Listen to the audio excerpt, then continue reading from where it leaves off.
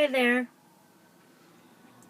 So guess where we are again? In my car. You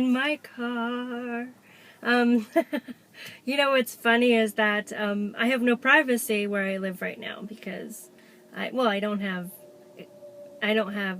absolute privacy, so it's kind of difficult for me to make a video when I want to, when I'm thinking, and which is usually during the day or late at night. But anyway, I'm a thinker. And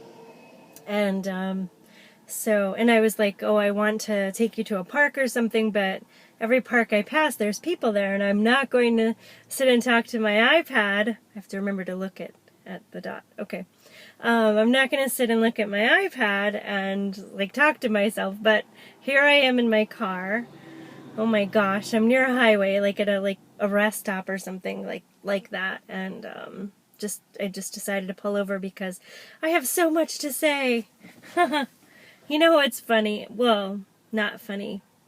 I have so much to say. I've been, for the longest time, I didn't have anyone that I could really talk to. There are people that you talk to on a daily basis, and you do small talk, or you talk about little things, but you don't talk about your hopes and dreams and your aspirations, or anything. You just talk like daily stuff. And but from what I've been around, and even now, I'm not around people constantly, so I'm just I just think. I don't really talk to a lot of people. So I was in this type of friendship, relationship, whatever it was recently. The one that went south. But we had that type of communication where we could talk, and we could talk for hours. And in the very beginning, he would get pissed off at me because I would just sit and not really say anything. And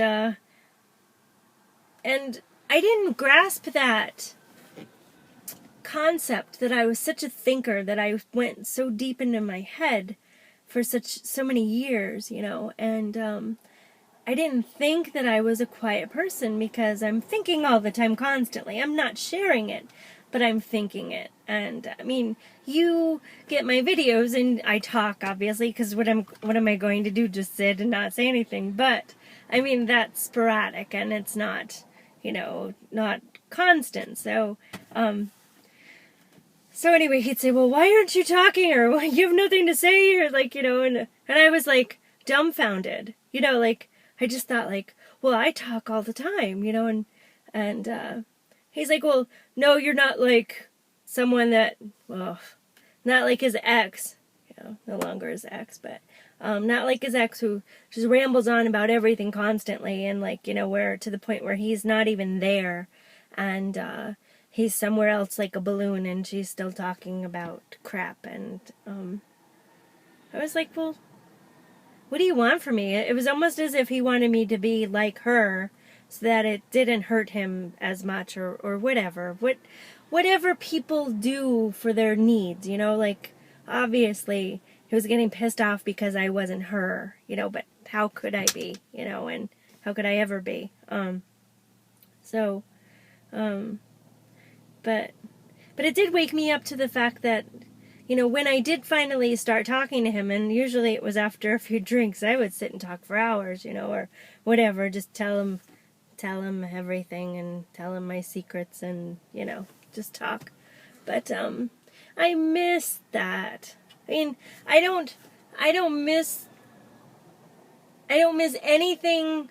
Well, I'm not going to lie. I'm not going to say I don't miss anything about him or that person, but what I am saying is I don't miss the person, because the person was such a disappointment to me, and such a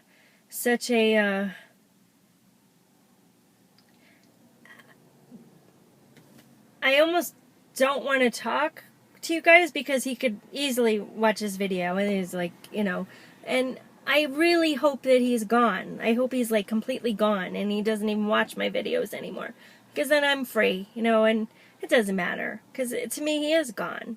But I don't miss the person. I mean, I do just a tiny bit, because it was all there. It was all, you know, it was, a package basically. But I miss me.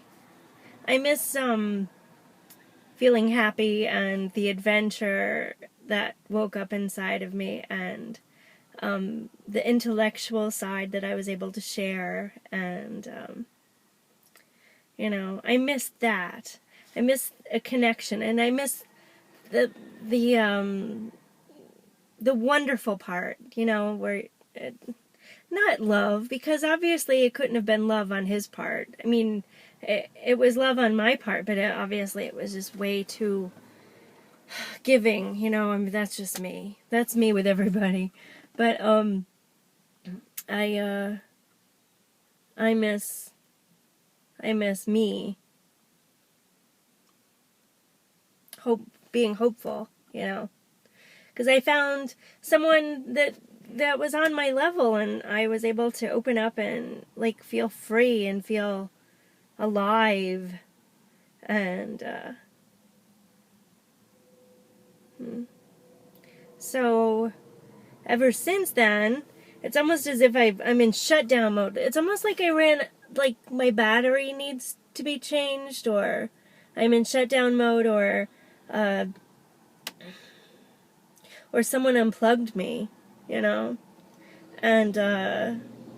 in the very beginning it's panic. It's almost like, oh, please plug me back in, or change my battery, or do whatever you need to do so that you can continue that. But when someone hurts you so badly, by their stupid fucking choices, it's not me. It was his choice, and he got what he wanted, and I'm happy for him. I'm really excited. I mean, I sat there on his worst days, and he just mourned her, because that's what he wanted. That's what his life cycle wanted, and to watch someone that you care about mourn for someone else, So in the end, whatever I did brought her back, and, and she stuck like glue to him and wouldn't let him go. And he obviously was magnetically, completely enthralled with this wonderful person that she was to him, or whatever it is. So I did that. I was a part of that. But I'm just feeling sorry for myself, because I had something, it was me, obviously.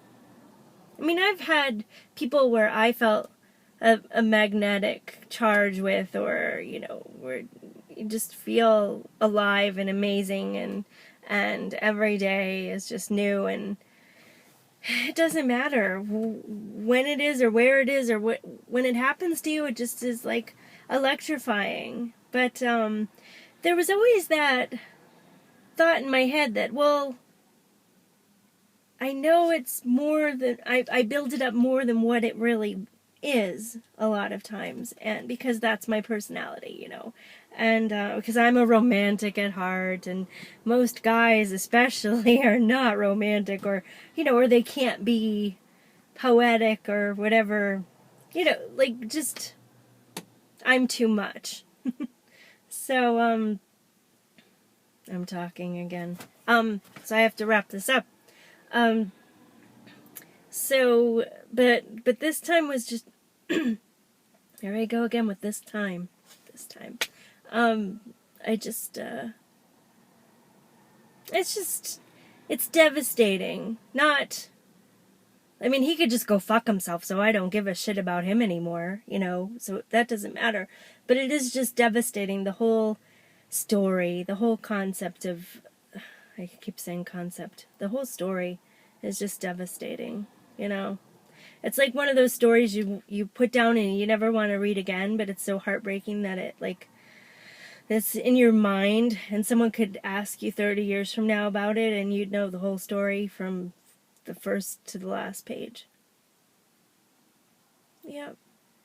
So I've put the book down and I have stuffed it away, and it's like, that story is done. It's completely gone, and it no longer affects me or my heart as far as, hope. It's completely dispersed. It's gone forever. But it's just it's just so heartbreaking. So, but anyway, I miss that. That's all. Oh my gosh, it's so hot.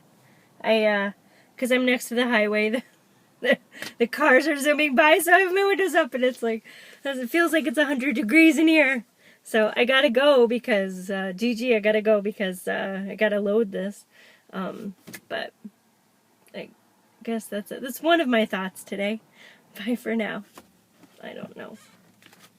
I never know. I never know. When am I gonna know? They say when you know, but I don't know. But I do know. You know?